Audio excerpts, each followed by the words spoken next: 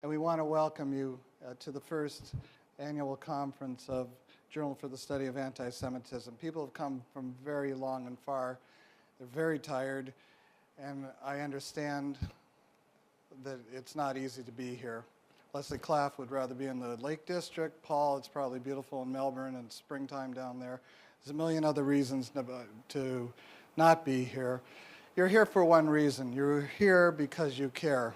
You're here because you know that something is terribly wrong with the world right now, and it hasn't felt right since 9/11. You are the people who are trying to do something about it. According to the Stephen Roth Institute, in 1989, there were less than 100 incidents of anti-Semitism, serious attacks where people were killed in the world. 89 and 1989. Last year it was recorded, or in 1999. Last year in 2009, there were more than 1,200 attacks reported. Most of the conflicts, according to the Stephen Roth Center, are Muslim instituted in Europe, mostly by Muslim youth, triggered over the Israeli-Palestinian conflict. That's different than in the United States. In the United States, where you're relatively protected here, the statistics are, according to FBI.org, have been consistently about 1,400 attacks a year, or 1,400 incidents, different than serious attacks, but 1,400 incidents are reported. Canada, with 1/10 the population of the United States, is up near 1,400 attacks a year. UK is approaching 1,000. France is closing up on 1,000. Australia is closing to 1,000 attacks a year. Germany has the dubious honor of having 1,500 attacks, the most in the world at this point. Israel is making mistakes, by the way. There's no question about it, and so is every other country. And Israel is not above criticism, and I'm thinking of New York Times' Tom Friedman, who said it best. Criticizing Israel is not anti-Semitic, and saying so is vile. But singling out Israel for opprobrium and international sanctions out of all proportion to any other party in the Middle East is anti-Semitic, and not saying so is dishonest.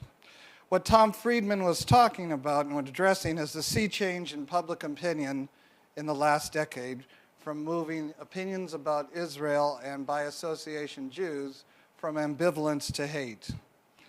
And I'm old enough to remember that during the 1960s and even up to the early 1970s, Israel was considered a positive influence in the world.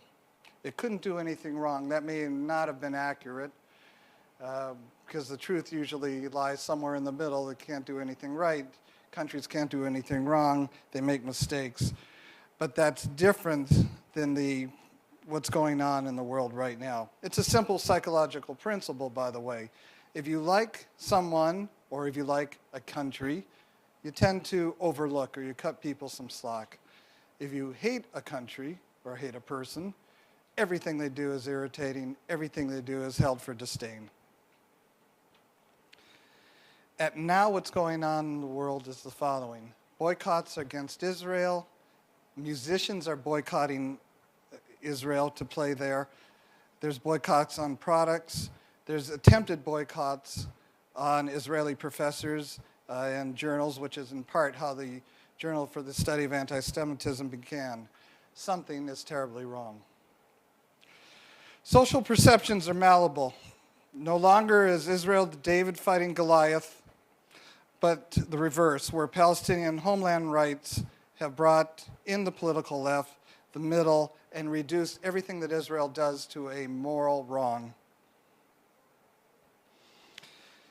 What they don't see, what this conference hopes to point out, is the 1,500 years of Muslim anti-Semitism.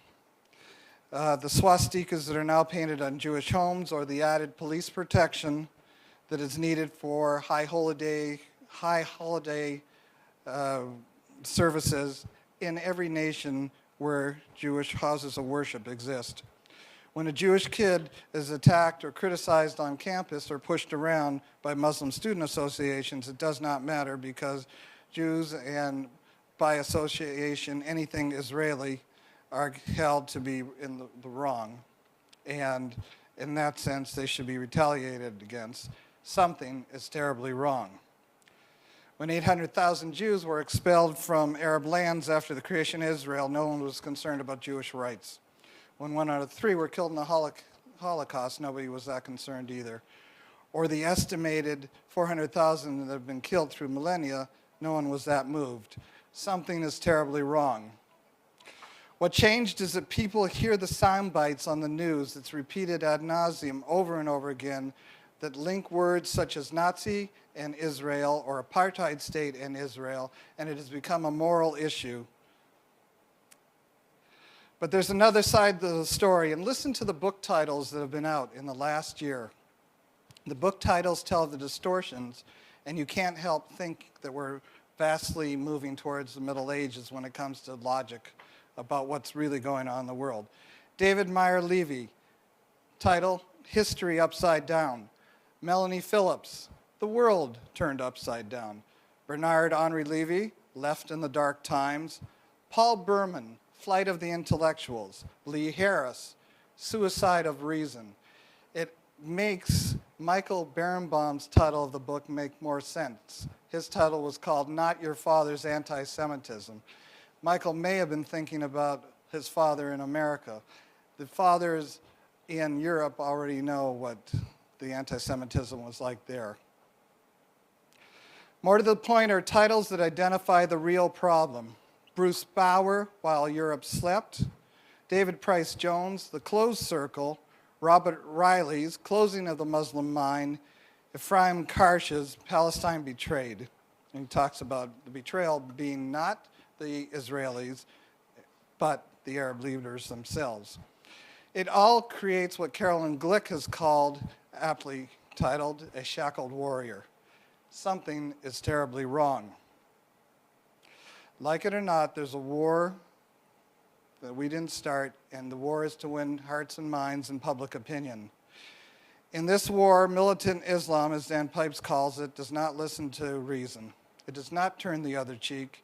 It does not care. It cares only about imposing Sharia and creating a caliphate state, uber alles. Instead of voicing concern, the West blames Israel, and to appease their own Muslim populations, they keep quiet.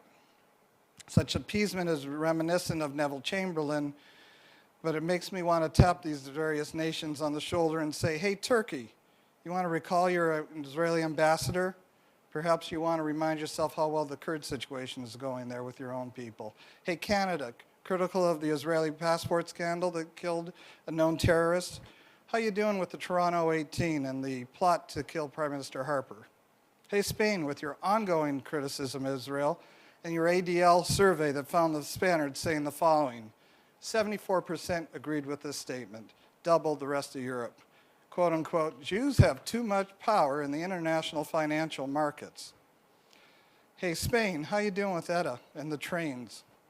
How come it's the case that Israel, a nation that's 60 years old, has produced more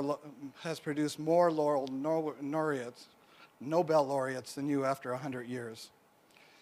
Or Ireland, so quick to call and talk about the Israeli apartheid wall, and very quiet about their own freedom wall in Belfast. How come theirs is needed and Israel's is not? Or England, so quick to criticize all things Israeli, and the BBC with nightly lead stories that tell about Israeli malfeasance. Remind yourself that in July of 2005, the subway bombings were not the work of Israelis or your Jewish citizens, and ask yourself how you felt when 2 of your sons were killed by the IRA last year.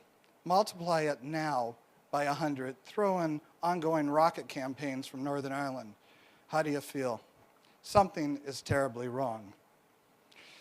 We are here tonight, and we will hear lectures tomorrow about trying to make it right. Because a new language and a narrative ensues, and it's one that tries to play tricks. It says something like, one man's terrorist is another man's freedom fighter. and it relativizes everything that's Israeli and rationalizes everything that's Arabic. No one asked, remind yourself, no one asked if the Nazis were freedom fighters. Anti-Zionism, anti-Semitism is the new lingua franca of the time. It's how you have polite conversation when you have nothing in common. You can always diss Israel and talk about beating up on the Palestinians.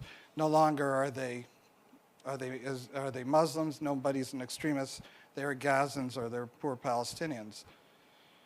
Nothing is known about the life in Israel right now because it's not part of the ongoing Arab narrative that tries to shame Israel, create a schism between the West, and trounce on it every chance it gets. We stand tonight in the shadow of what were the Twin Towers, and we have to ask ourselves why, almost a decade later, the Middle East crisis is still on the map. And Time magazine came out 3 weeks ago with a picture of a Jewish star that indicted Israel for stopping the Palestinian peace talks. We stand in the shadow of the Statue of Liberty and ask why Emma Lazarus represents everything Islamic Jihad fears: a Jew, a woman, and a poet.